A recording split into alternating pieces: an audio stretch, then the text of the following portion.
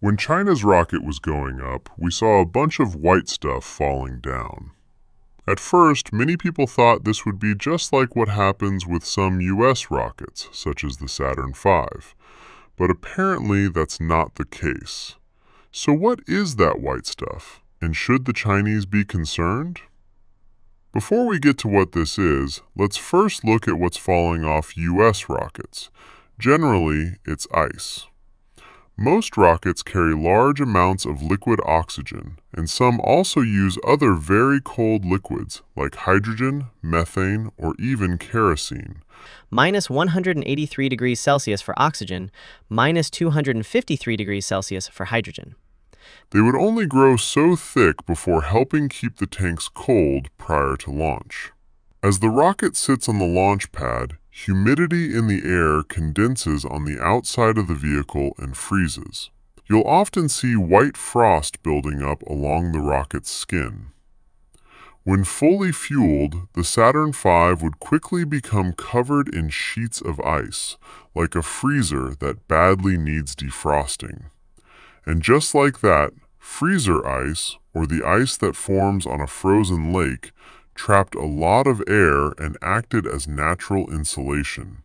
When the engines ignite, there's a lot of vibration and noise, which is really vibration in the air. That shaking knocks the ice and frost loose, and it cascades off the sides of the rocket.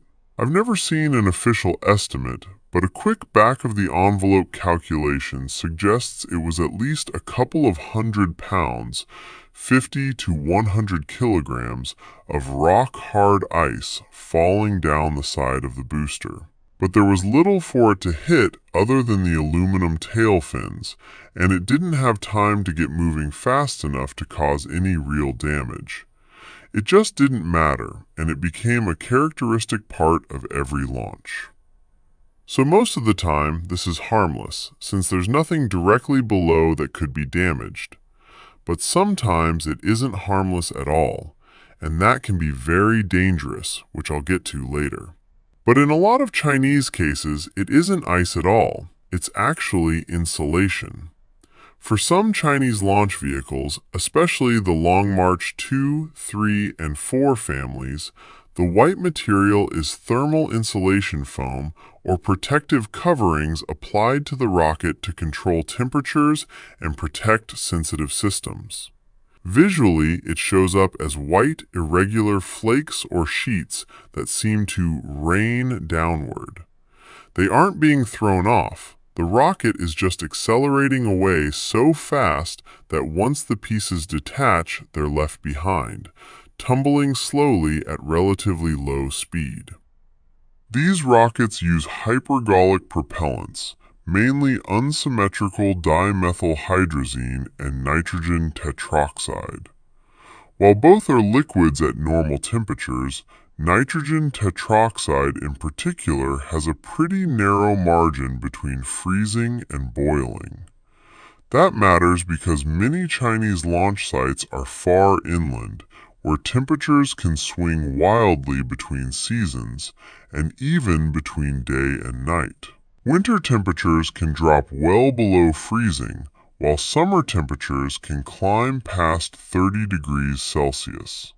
Without insulation, the oxidizer could freeze in cold weather or start to boil in hot conditions, and even smaller temperature shifts can cause problems for valves, seals, wiring, and servo systems.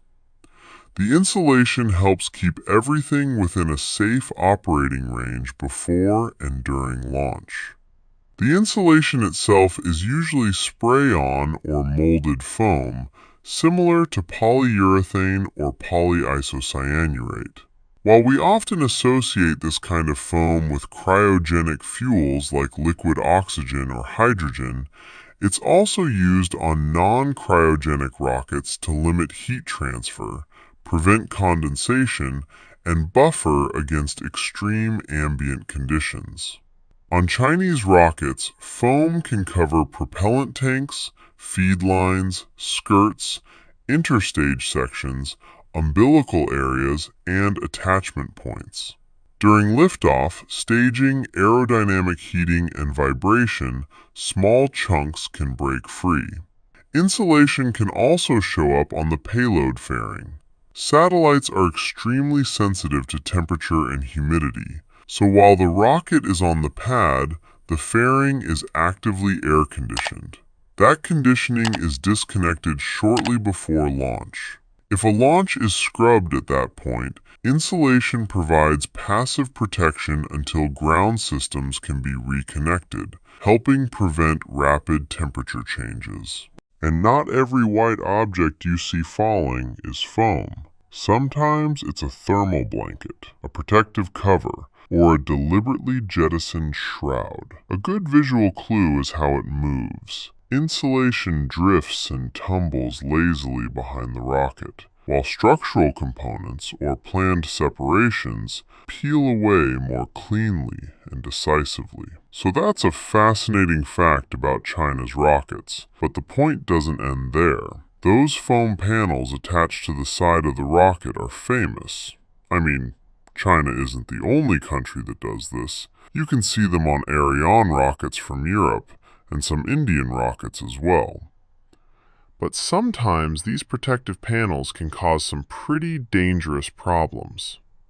Back in 2021, Chinese commercial launch company iSpace reported that an errant piece of foam insulation led to the loss of its Hyperbola 1 launch vehicle. Here's what happened. The Hyperbola 1, a 4-stage rocket, lifted off from the Jiuquan Satellite Launch Center in the Gobi Desert on its second flight. Shortly after liftoff, the rocket veered dramatically off course, and official confirmation of the failure came hours later. According to an iSpace press release, the company spent 28 days investigating the incident, completing fault location diagnosis, fault simulation and prediction, test verification, and improvement measures. Their conclusion? A piece of foam insulation, which was supposed to fall off harmlessly, struck one of the 4 grid fins at the base of the first stage. When the foam eventually detached, it caused a change in the angle of that grid fin, which triggered a rapid change in the rocket's attitude and ultimately led to the breakup of the vehicle. For context, the Hyperbola 1 is 20.8 meters long, weighs around 31 metric tons at liftoff, and has 3 solid propellant stages topped with a liquid propellant 4th stage. The loss of the Hyperbola 1 mission coincidentally happened 18 years to the day after the Columbia disaster. Back then, a piece of foam insulation broke off from the space shuttle's external tank during launch and damaged a wing of the orbiter, which later led to catastrophe during re-entry. The thing is, the space shuttle absolutely needed that insulation because ice could fall off and strike the wings or tail of the orbiter. To prevent that, they sprayed foam insulation over the huge external fuel tank to stop ice from building up, because a falling chunk of ice could hit something important. Sadly, the foam insulation itself sometimes fell off under the vibration, which is exactly the kind of thing that caused the Columbia disaster. One partial solution for this, something SpaceX likes to use, is the gas and go strategy, where fuel is pumped into the rocket at the very last minute. This minimizes the time during which ice can build up, but it also means that if there's a launch pad hold of more than a few minutes, they have to drain all the fuel and wait for any frost to melt before trying again. SpaceX currently uses load and go for its satellite and cargo Dragon missions, starting the fueling process just 35 minutes before liftoff. The approach works well because they use supercooled propellants, which are denser and improve vehicle performance. But it's not just for cargo. Since 2018, NASA has allowed SpaceX to use load and go for crewed missions as well, filling the Falcon 9 with liquid oxygen and kerosene after astronauts board the Crew Dragon on top of the rocket. At the time, Thomas Stafford, former astronaut and chair of NASA's International Space Station Advisory Committee, criticized the plan.